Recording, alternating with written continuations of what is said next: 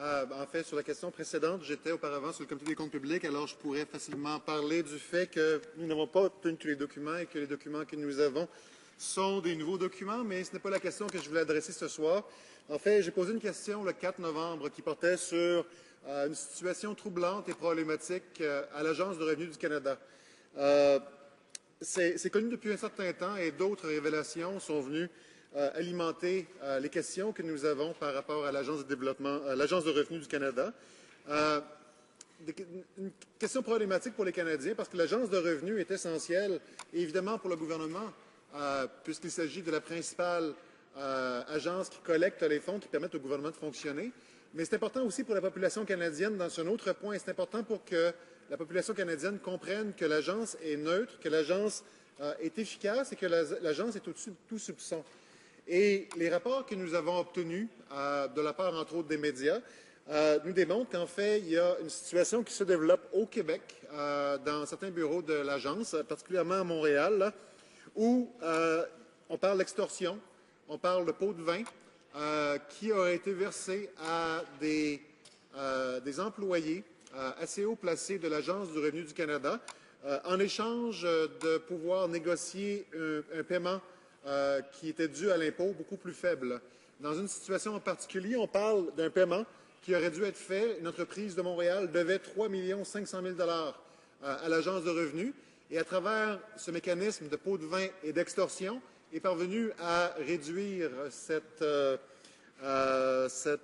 dû à 50 000 tous ces éléments-là ont été découverts en fait en 2007. On sait que ça se déroule depuis une dizaine d'années, mais c'était découvert lors d'une enquête qui avait été menée sur le crime organisé à Montréal, l'opération Colisée, qui a permis de déterminer que des gens haut placés, encore une fois, à l'Agence du revenu du Canada à Montréal, entretenaient certains liens douteux avec des entreprises de construction qui elles-mêmes sont soupçonnées de le lien avec le crime organisé.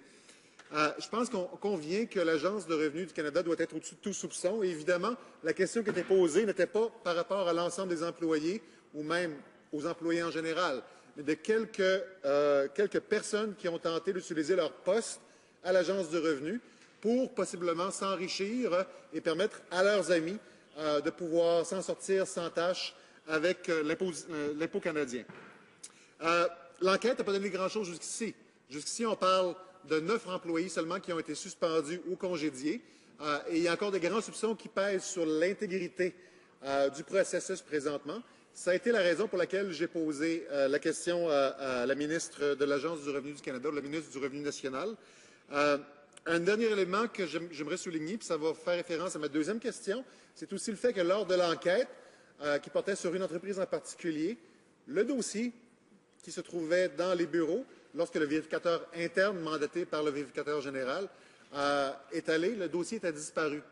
Et puis, ça cause également certains problèmes et certains soupçons quant à la manière dont le bureau opère. Alors, la question était posée à la ministre du Revenu national et j'aimerais avoir une réponse quant à la situation de l'enquête et ce que le gouvernement compte faire pour rassurer la population canadienne sur l'intégrité de l'Agence du Revenu du Canada. Madame la secrétaire parlementaire de la ministre du Revenu national. Thank you, Mr. Speaker. And the government does take this issue very seriously, and we cannot tolerate the types of activities that are alleged. An RCMP investigation into these matters is ongoing, and the CRA officials are cooperating fully. Many of these allegations date back more than a decade, and some of these cases are currently making their way through the courts. The integrity of our tax system is important to all Canadians, and our government will take any steps necessary to ensure it's protected. It would not be appropriate to comment further or to have political interference in an RCMP investigation. Having said that, I want to assure the House that CRA employees are held to a very high standard, and any type of allegation of wrongdoing or inappropriate conduct is taken very seriously by our government. CRA employees are subject to the laws, as are all Canadians. Accordingly, in cases where CRA employees are found to be involved in criminal activity, they are subject to prosecution to the fullest extent of the law. The CRA investigates all allegations of employee misconduct. All CRA employees are subject to a strict standard of conduct, which is clearly defined in the agency's Code of Ethics and Conduct. breaches of the standard of conduct may result in disciplinary measures up to and including termination of employment. The CRA expects that its employees, like all Canadian taxpayers, will meet their personal tax obligations and that they will respect the system within which they are employed. Our government's absolute expectation is that the appropriate authorities take all steps necessary to ensure Canada's law is respected.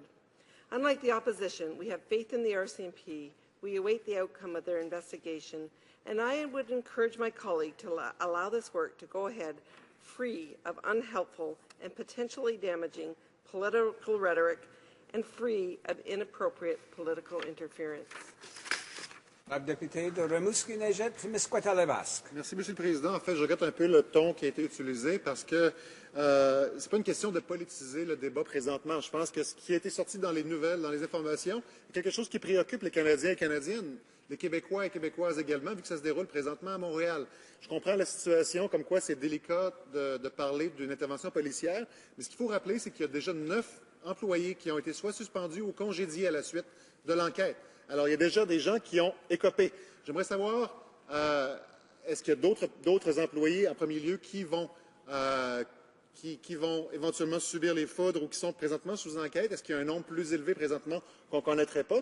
La deuxième question que j'aurais, rapidement, par rapport au dossier qui manquait, on a également appris récemment qu'il y a plus de 2700 fichiers d'impôts, toujours à l'Agence de revenus du Canada, qui auraient disparu et probablement été consultés sans autorisation. Et ce qui est plus grave encore, c'est que la commissaire à la vie privée, Mme Stoddart, n'était même pas au courant, elle n'avait pas été mise au courant de la disparition de ce dossier. Alors, le fait que les employés soient congédiés ou présentement suspendus, je pense que c'est de l'intérêt des Canadiens, peu importe la couleur politique dans laquelle on se trouve. Mais j'aimerais également avoir une réponse quant à la question de la vie privée au sujet de la disparition de ces dossiers. Et est-ce que la ministre, ou dans ce cas-ci la secrétaire parlementaire, entend faire pour corriger la situation? La secrétaire parlementaire. Again, Mr. Speaker, and I have to reinforce this because it's very, very important. The government does take the issue very seriously, and she's been clear, the minister has, that we will not tolerate the type of activities alleged. An RCMP investigation into these matters is ongoing, and CRA officials are cooperating fully. We are confident in the RCMP's ability to conduct this investigation. And of course, the integrity of our tax system is important to all Canadians, and our government will take any steps necessary to ensure it's protected. Mr. Speaker, Canada has one of the most successful and internationally praised system of tax administration in the world. CRA is recognized as a world leader in administering the nation's taxes, and the overwhelming majority of the 40,000 employees are above reproach. In those exceptionally rare cases where there is a breach of the public trust, the CRA acts swiftly to take corrective action. In these cases, Mr. Speaker, I would ask my colleague across the way, please allow the RCMP to do its job free of political interference. And it's really not a time to be trying to score cheap political points with such a serious issue. Thank you.